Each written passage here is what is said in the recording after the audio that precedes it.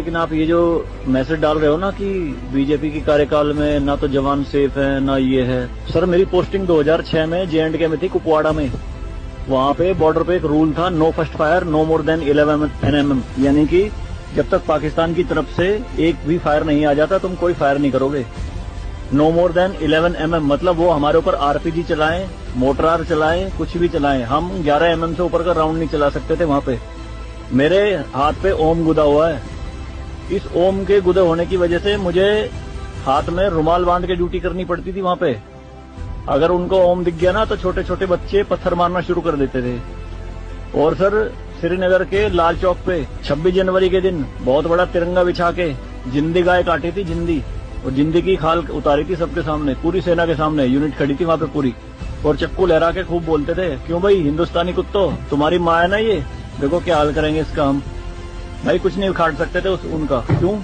क्योंकि सेंट्रल में गवर्नमेंट गंडवी थी, नपुंसक गवर्नमेंट थी।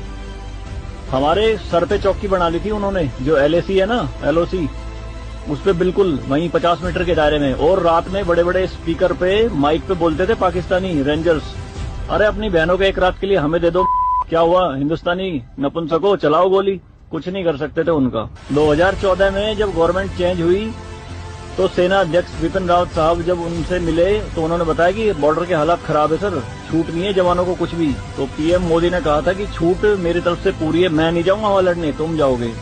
आज की डेट में आप मुझे एक भी चौकी बता दो अगर वहां ढूंढने से मिल जाए। दूरबीन लगा के देखनी पड़ती है, पहाड़ों में, वो भी बंकरों में है अंदर, सारी लगा दी उन्होंने तोप उड़ा के। शांति काल में आप 155 MM की बोफोर्स टाइप की तोप नहीं चला सकते, यूएनओ का रूल है।